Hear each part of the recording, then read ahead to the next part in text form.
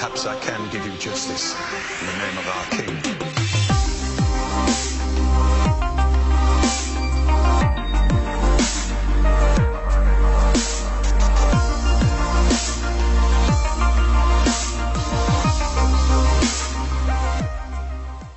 Hey everyone, episode 1 of season 7 just aired, and there's a lot to go over. If you haven't seen it, go watch it and then come back here for the breakdown. Anyway, let's get into it. The episode starts out with Walder Frey addressing his house during a feast. The truth is, it's Arya who's acting as Walder Frey, and she poisons everyone's wine. What's important about this is this scene proves that Arya can kill anyone and use their face without being at the House of Black and White. This ability can come in handy now that we know she's traveling to King's Landing.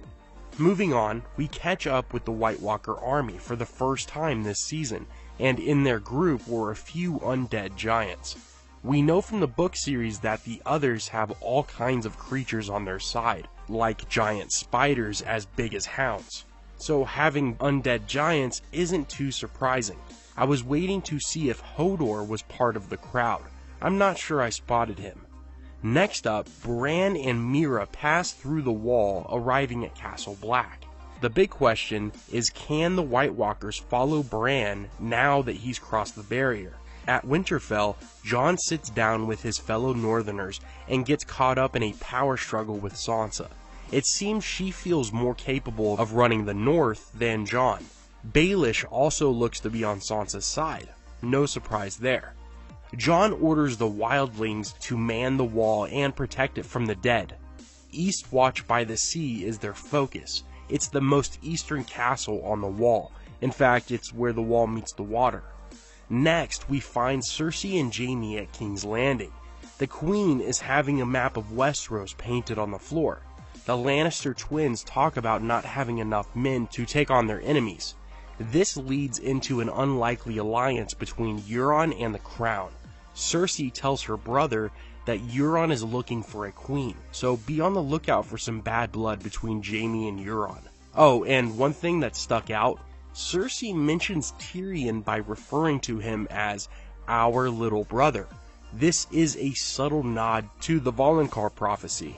Cersei believes Tyrion will strangle her to death because as a girl she was told the Valonqar, or little brother, will drain the life from her body. Jaime is also considered her little brother, just a younger twin.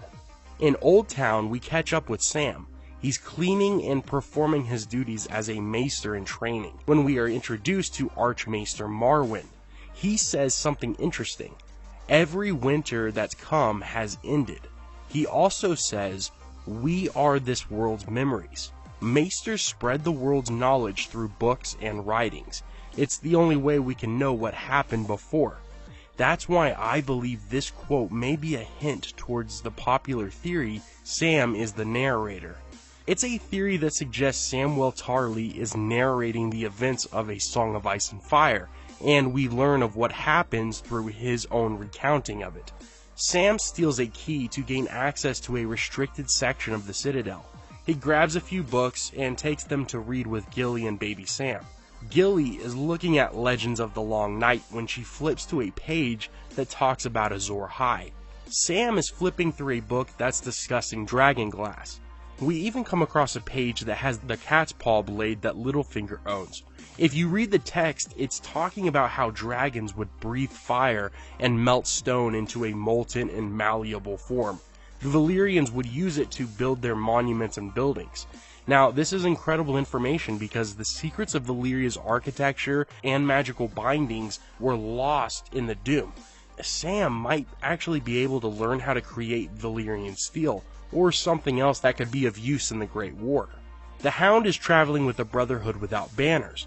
They come across the farmhouse that Arya and the Hound stayed at, and sure enough, just like Clegane had thought, the man and his daughter did not survive. During a discussion with Beric and Thoros, Sandor stared into the flames and saw thousands of dead marching near Eastwatch. This is a look into the future, and what he saw was probably this scene from one of the trailers where Jon and Beric Dondarrion are up on the ledge fighting off whites. Also, there was a lot of talk as to why the Lord of Light keeps bringing Beric Dondarrion back. What do you think is the reason why? We see Sam in another part of the Citadel, and Jorah pokes his arm out. It's completely covered in grayscale. So for everyone wondering where Jorah was going to travel to attempt to cure his disease, it was the Citadel. And finally, Daenerys arrives at Dragonstone. Her dragons are huge, the castle is massive, and the painted table is still holding up. Dany asks Tyrion, "Shall we begin?" And the episode ends.